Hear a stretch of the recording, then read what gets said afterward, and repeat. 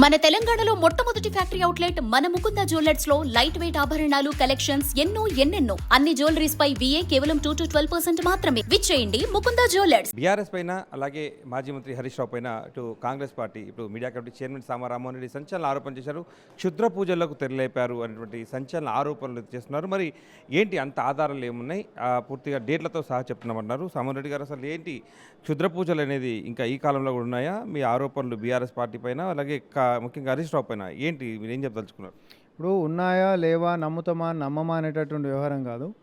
రాజకీయంలో ప్రజా జీవితంలో వండుకుంటా ప్రజల యొక్క మంచి కోరాల్సినటువంటి వ్యక్తులు క్షుద్ర పూజలలో ఎందుకు పాల్గొన్నారు, ఇది చర్చ. తంత్రాల యొక్క పూజలు, క్షుద్ర పూజలు దేనికోసం చేసిండ్రు, ఇది చర్చ. దాంట్లో హరీష్ రావు గారు కూర్చుండ్రా లేదా అనేటటువంటిది చర్చ. అసలు నువ్వు అక్కడికి ఎందుకు పోయినావు, నువ్వు పోయినటువంటి ప్రాంతం దేనికి సుప్రసిద్ధి అని అంటే ఇట్లాంటి తంత్రాలకి లేకపోతే ఇట్లాంటి మంత్రాలకి సుప్రసిద్ధి. సో నువ్వు షిమోగా కానీ తిరుచిరపల్లి కానీ దేనికోసం పోయినావు, ఎవరి మీద పూజలు చేసినావు? ఈ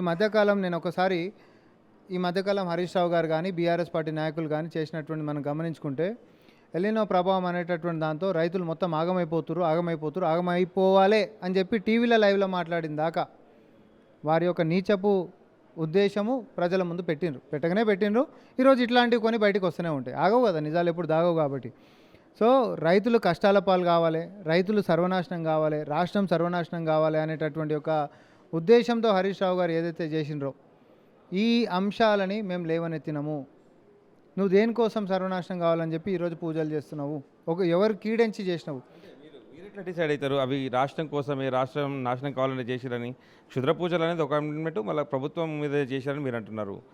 ఎలా చెప్పగలుగుతారు? హరీష్ రావుని అడగండి దేని మీద చేసినరో. పోనీ నేను రాష్ట్రం మీద అంటున్నా, కాదు నేను రాష్ట్రం మీద చేయలే, నేను మా ఇంకోళ్ళ మీద చేసిన అని చెప్తాడు. చెప్పాను రాదురు పోని. ఎందుకంటే ఈ మధ్యకాలం మనం చూస్తే వారి యొక్క వైఖరి ఎట్లుందండి అంటే ప్రజలు నష్టపోవాలి, మాకు లాభం కావాలి. వీళ్ళు అధికారంలో ఉంటేనేమో అట్లా ప్రజలు బతకాలి, వీళ్ళు అధికారంలో లేకపోతే మొత్తం సర్వనాశనం అయిపోవాలి. ఎప్పటిదాకా అంటే మళ్ళీ మేము అధికారంలోకి వచ్చిందాకా.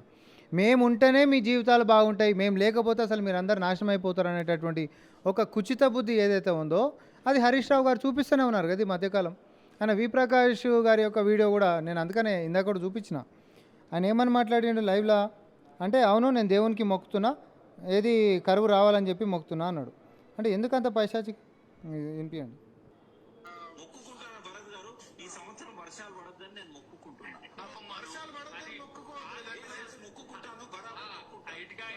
వర్షాలు పడొద్దనే భగవంతుడికి బరాబర్ మొక్కుకుంటా.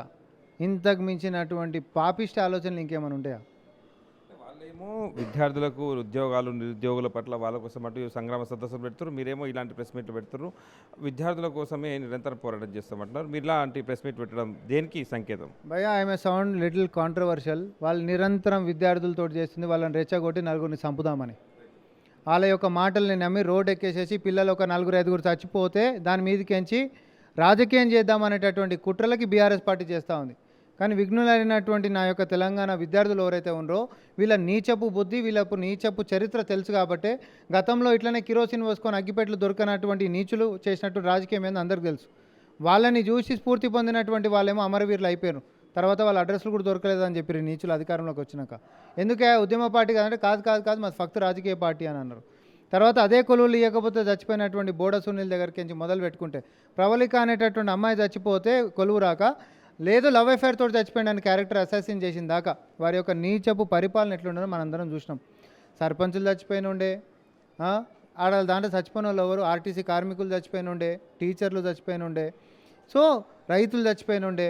ఈరోజు తెలంగాణ ప్రభుత్వం ఏర్పడ్డ తర్వాత మొదటిసారి తెలంగాణలో రైతుల ఆత్మహత్యలు లేనటువంటి రాష్ట్రంగా దేశంలో ఈరోజు నిలబడ్డటువంటి చరిత్ర ప్రజాప్రభుత్వంలో తెలంగాణకు వచ్చింది.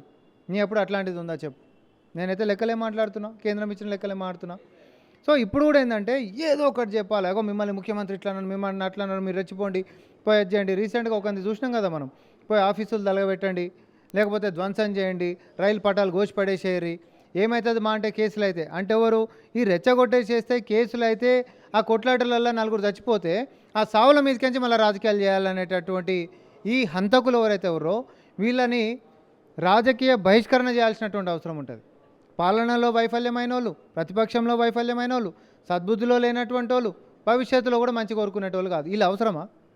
సో సమాజానికి అవసరం లేనటువంటి వ్యక్తులను ఏం చేయాలి? అయితే మీరు తేదీలతో సహా మీరు చెప్తున్నారు, దానికి కట్టుబడి ఉన్నారా? రేపు వాళ్ళు కూడా అంటే వ్యక్తిత్వ హరణం అనుకోవచ్చు, హరీష్ రావు అంటున్నారు, తాంత్రికులు అంటున్నారు, తేదీలతో సహా మీరు అంటున్నారు. భవిష్యత్తు ఎలా ఉండబోతుంది దీనిపైన, ఈ ఇష్యూ మీద? మీరు స్పందించమనండి, ఆయన స్పందించిన దాన్ని బట్టి నేను స్పందిస్తాను. ఇప్పుడు నేను తేదీలు చెప్పిన తర్వాత ఆయన ఎట్లా పోయిండు, గాలి మోటార్ ఎక్కి పోయిండా, కార్లో పోయిండా, కార్లో పోతే ఏ కార్లో పోతాడు, లేకపోతే పోతాడు, ఇవన్నీ మీరు ఒకటి ఏంటంటే వాళ్ళు ఎంబడిపోయినటువంటి వ్యక్తులకు కూడా ఈ యొక్క కార్యక్రమం నచ్చని వాళ్ళు ఉంటారు కదా, ఏంది ఇది మరి దౌర్భాగ్యం కాకపోతే గిసొంటి కూడా చేస్తారా అని వస్తాయి, బయటికి వస్తాయి. నిజాలు ఎక్కడ దాక్కుంటాయి చెప్పమని. ఇది సామోహన్ రెడ్డి చెప్తున్నటువంటి విషయం. మరి క్షుద్ర పూజలు చేశారు అని బలంగా విమర్శిస్తున్నాం, తేదీలో కూడా చెప్తున్నాం అంటున్నారు. చూడాలి దీనిపైన బీఆర్ఎస్ ఎలా స్పందిస్తుంది, హరీష్ రావు ఎలా స్పందిస్తారు. కెమెరా పర్సన్ కృష్ణతో మహేందర్ రెడ్డి, గాంధీ భవన్, హైదరాబాద్.